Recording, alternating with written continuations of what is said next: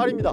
오늘은 한국 이야기입니다. 그 중에서도 한국 유학생들 이야기를 해보겠습니다. 프랑스는 지난 10년간 한국 유학생이 50% 넘게 늘었습니다. 다른 나라도 다 이렇게 늘었을까요? 아닙니다. 미국은 39.2%가 줄었습니다. 심지어 중국은 79.6%나 급감했습니다. 일본은 거의 제자리 걸음 수준인데 조금 줄었습니다. 지난 10년 사이 미국과 중국, 일본은 유학생이 줄었는데 왜 그럼 프랑스만 이렇게 크게 늘었을까요? 여기 유학원 학생들을 만나보면 가장 큰 이유가 두 가지가 있습니다.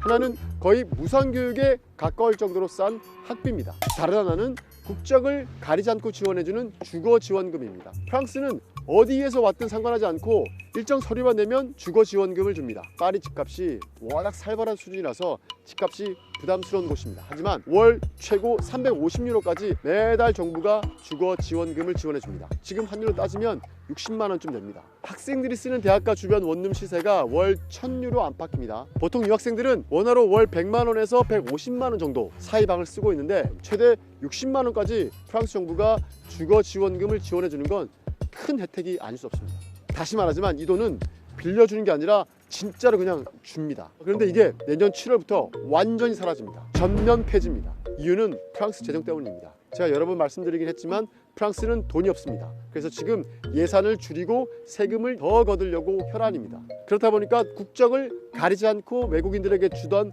주거보조금을 이젠 더 못 주겠다는 겁니다. 대략 30만 명의 유학생들이 이 지원금을 못 받게 될 것으로 보입니다. 단계적으로 이렇게 좀 줄였으면 좋았을 텐데 한순간에 싹둑 잘라버려서 당장 이사를 가야 한다는 유학생도 있었고요. 심지어 이거 한국으로 돌아가야 하는 건 아니냐, 진지하게 고민해봐야겠다라는 학생들도 있었습니다. 이미 9월 때부터 그렇게 보조금 받을 것까지 생각해서 이사를 한 곳이었는데 지원 중단되면 이사 무조건 해야 된다고. 또 하나의 프랑스 유학의 장점, 제로 수준 학비입니다. 인문사회 계열에선 유명한 프랑스 1대학 빵떼옹 소르본 대학이 있는데 이 대학은 1년 학비가 30만 원입니다. 한 달에 3만 원이 안 되는 수준입니다. 거의 무상이나 마찬가지인 겁니다. 그런데 이 대학이 내년부터 등록금을 올립니다. 16배, 490만 원입니다. 프랑스와 EU 학생들은 그대로입니다. 그런데 한국 같은 비이유권 학생들만 등록금을 올립니다. 물론 한국 대학도 이 돈보다 더 받은 대학들도 허다합니다. 그리고 영국, 미국과 비교해보면 매우 저렴한 수준의 등록금이라고도 할 수 있습니다. 하지만 학사, 석사, 박사까지 생각하면 올라간 등록금이 결코 적은 돈이라고 할 수는 없을 겁니다. 특히 스스로 유학비를 벌어서 온 학생들 같은 경우에는 정말 날벼락 같은 소리일 겁니다. 실제로 여기 유학생들 중에 등록금이 이렇게 한꺼번에 올라가면 좀 더 포기를 해야 하나 고민이 든다는 학생들도 있었습니다. 15배, 16배가 갑자기 오르는 거잖아요. 학사를 끝내고 석사, 박사까지 하고 싶다고 생각한 경우에 그 계획에 지장이 있을 수밖에 없는 것 같아요. 프랑스 대학 중에는 이미 등록금을 올린 것도 있습니다. 아직 여전히 무상 수준인 것도 있고요. 하지만 1대학 빵떼옹 소르본 대학의 상징성이 있습니다. 1대학이 올렸으니까 다른 대학도 올라갈 가능성이 매우 높습니다. 사실 등록금을 올리는 건 이 비판이 많았습니다. 교육 복지를 앞세우고 있는 게 프랑스 교육 철학인데 교육 기회를 등록금 때문에 차별해서는 안 된다, 그건 부당하다라는 게 프랑스의 철학입니다. 그런데 이건 역시도 정부 재정의 문제입니다. 소르본 대학이 내년 예산 1,000억 원이 깎였습니다. 학교도 이젠 더 이상 못 버틴다.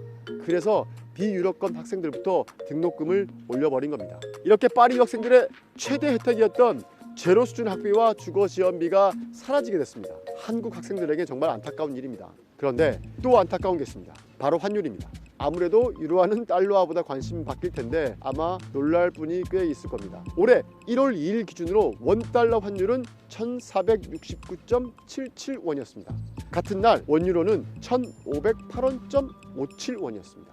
자, 이게 이번 달 12월 12일 기준으로는 어떻게 됐을까요? 원달러는 1474원.91원입니다. 유로는 1731원.62원이 됐습니다. 연초 대비 달러는 0.35%가 올랐고요. 유로화는 무려 14.8%나 치솟았습니다. 제가 여기에 8월에 왔습니다. 처음에 환전을 좀 많이 하지 않은 걸 지금 땅을 치고 후회를 하고 있습니다. 말이 15%지 유학생들은 아무것도 안 하고 똑같이 돈을 쓰고 있는데 연초에는 100만 원이던 게 지금은 115만 원을 내야 한다는 겁니다. 내가 아무것도 잘못한 게 없는데 15만 원을 그냥 더 내게 생긴 겁니다. 안 내던 학비도 내야 하고 꼬박꼬박 받던 주거 지원금도 사라지고 거기에 환율은 쉬지 않고 치솟고 있고 진짜 유럽으로 유학 나온 한국 유학생들은 이번 겨울 유난히도 씁쓸하고 추운 날을 보내고 있습니다. 문제는 프랑스 재정은 다시 예전으로 돌아갈 기미는 보이지 않습니다. 있습니다. 그리고 환율도 언제 예전으로 돌아갈지 장담하기 어렵습니다. 그러니까 지금 유학생들이 겪고 있는 이 어려움은 앞으로도 계속될 가능성이 높다는 겁니다.